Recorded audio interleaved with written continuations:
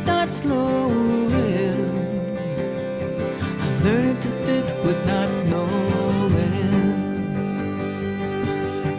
I'm learning to live with what's next. What if in my best guess? The kind of when it's a process. I'm learning to live with what's next. Here's a clear space that I've chosen,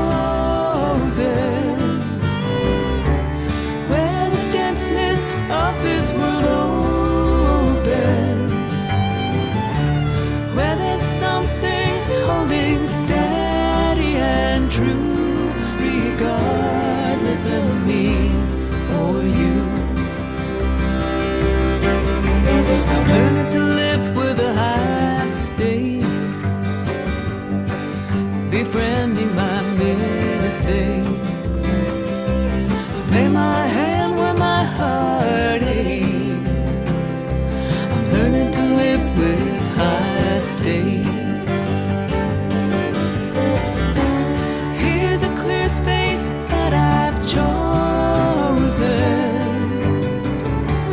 where the denseness of this world opens, where there's something holding steady and true, regardless of me or you.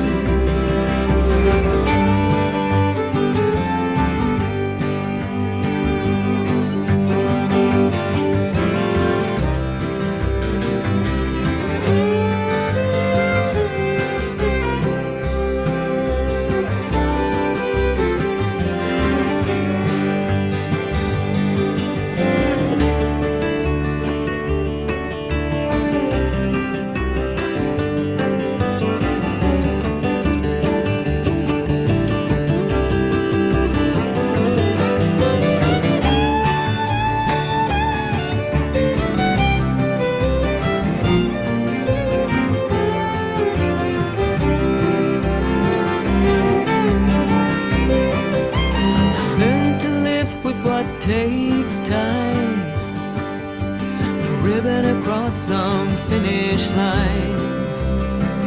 Stop feeling I'm always a day behind.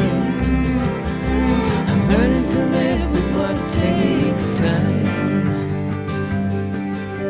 I'm learning to sit with not knowing, when I don't see where it's going. Cool my heels and start slowing. I'm learning to sit with not knowing. I'm learning to sit with not knowing. I'm learning to sit with not knowing.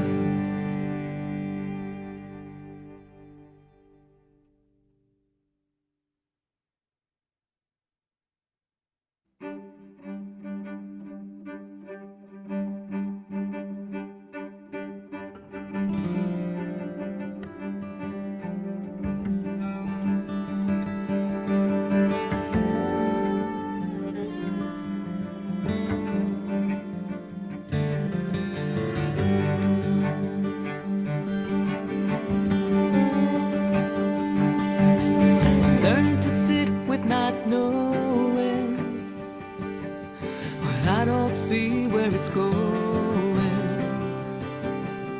I'll cool my heels and start slowing. I'm learning to sit with not knowing. I'm learning to live with what's next. What if in my best guess? The kind of when it's a process. Learning to live with what's next. Here's a clear space that I've chosen,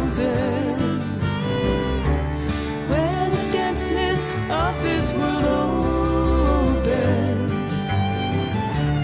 where there's something holding steady and true, regardless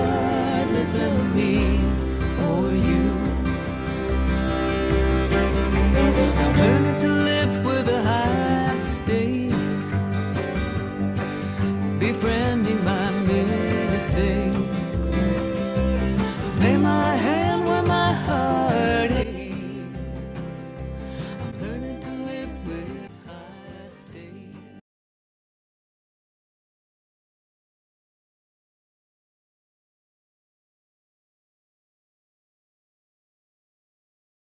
Thank you so much for that, Susan. That it's really something to kind of look at everything that we've been working for in the last few years, and also many of the challenges that we faced over the last few years. And I'm still feeling myself a little emotional, just kind of seeing all that and processing it. And thank you for that.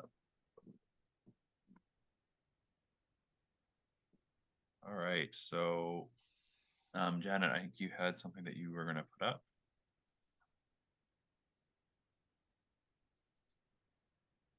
Start us off here. We're going to be taking a look at this question, and you're all going to have a chance to discuss this a little bit. But to just get our conversation started, I'm going to share my own perspectives. And it's I was saying to Janet and Susan earlier, this might be a little more rambly than I'd ideally like, but I think sometimes that's just how things come through when they're coming through authentically. So I'm going to aim to keep this at no more than 10 minutes. Just to give some context to this, we've been talking on Thursday. One of the things that Dr. Andreotti talked about was this idea of composting our shit, um, sort of making space for these things that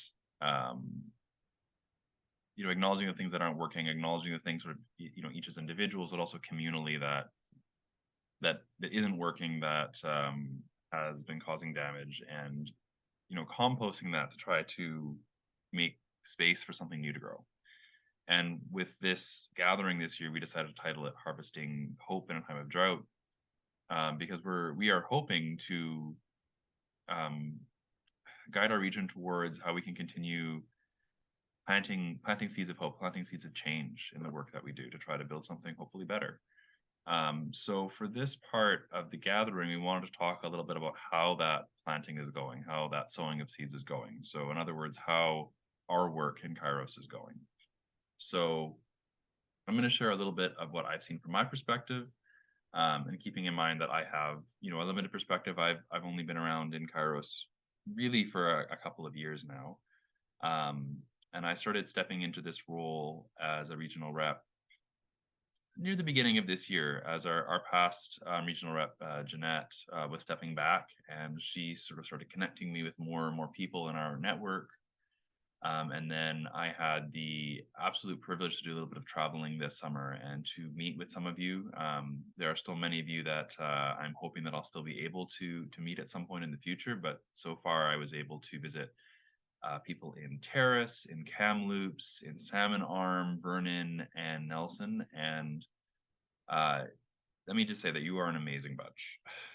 And I think that what I really want to start with here is gratitude, because with everyone that I've met, both in person and virtually, with all the work that I see you doing and all the stories that I've heard about the work you've done over the years, we have just an incredible network, an incredible community of people here in Kairos, and I am just so grateful for all of you and the diversity of strengths and interests that we bring to this work. So I think that everything else aside, like, we have a really good foundation to build on, and I think we have work to do, but I think we're working in good soil. Try to continue with those metaphors. I think that we do have some challenges that we're facing, and something that I've heard come up a lot as I'm talking to different people is the challenge of attracting a wider demographics, wider age range in particular. I've heard a number of people talk about the fact that we've predominantly have people who are retired who are involved, and more than that, in some places people were expressing how 20 years ago the average age was 60 or 65, and that was where kind of the majority of people were involved, and now it seems like the average age is like 80 to 85, and that it's sort of the same people that are still keeping up the work, and that's amazing. Like, you you are all amazing for continuing to do this work, but also that we want to be constantly bringing in more people and growing who we're working with, whether it's specifically within Kairos or even more broadly as we work with other people and other organizations. So I think that's something that we need to keep working on, is figuring out, okay, how do we get a broader range of people actively involved? How do we get people interested? And also, how do we create opportunities for people? Because at different stages in our lives, we have different capacities and different abilities to be involved, right? Um, I think something else that I'm noticing, and I don't know if this is mostly a since COVID thing or if this has been sort of ongoing for a while, but I think it's really easy for us to get stuck in our silos a little bit sometimes, right? Both geographically, like I know that we do communicate and we do come together in gatherings like this, but I think sometimes um, we lose track of what people are doing in places that where we don't live. And a great strength of our network is that people are independently doing good work in all these different parts of the region.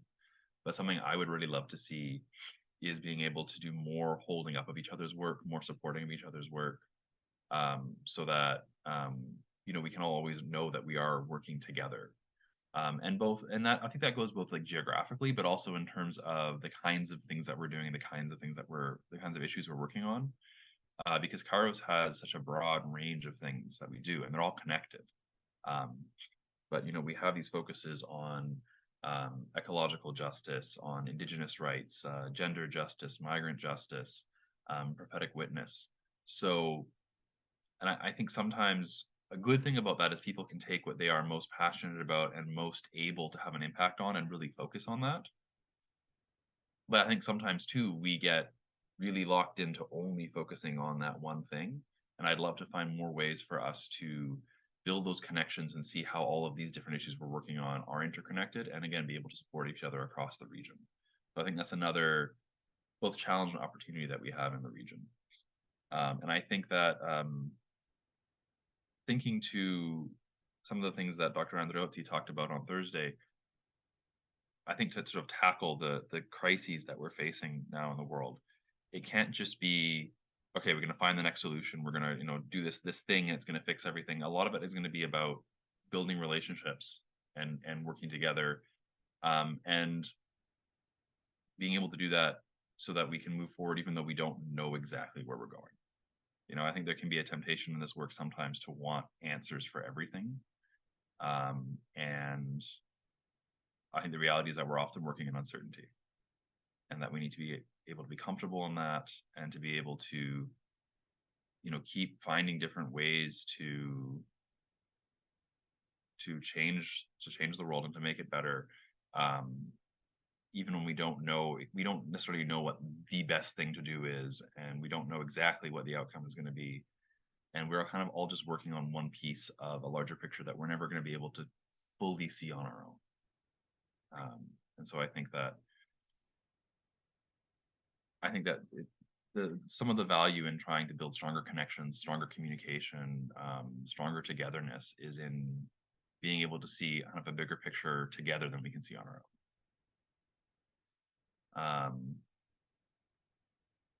And I think one last thing that I'll add to that is something that I'm noticing somewhat within Kairos, but just in general. I definitely see this in this region, and people doing all kinds of advocacy and activism work, is that another way that we can kind of get stuck in our silos is in the kinds of approaches that we're comfortable with and that we think are effective.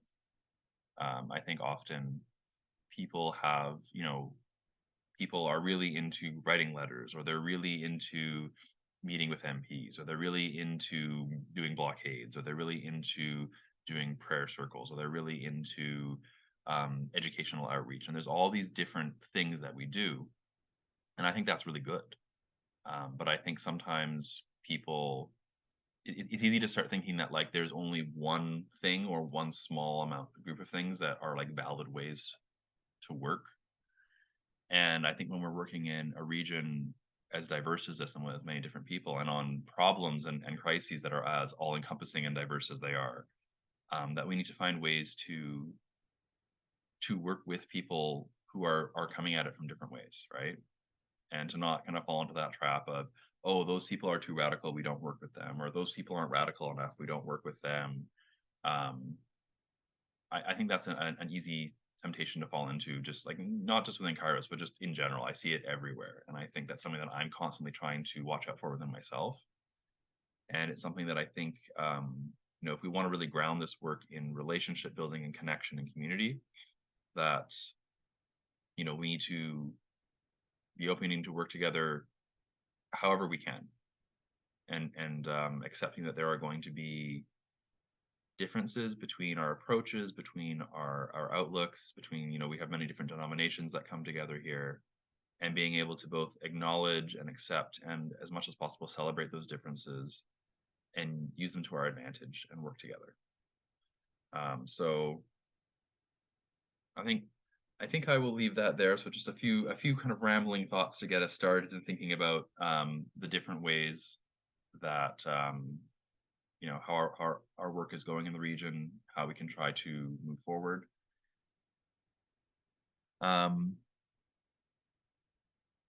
So what we're going to be starting to move into here is I've been doing a lot of talking. We had a lot of great thoughts from our guest speaker on Thursday. We want to give an opportunity for all of you now to share your thoughts and to get some discussion going. So we're going to be dividing out into a few smaller breakout groups.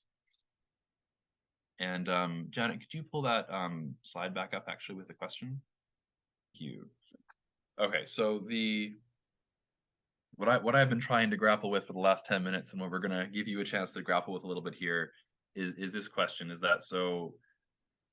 Grief, volatility, alienation, and fatigue are all well documented hallmarks of our collective global, local, and interpersonal present moment.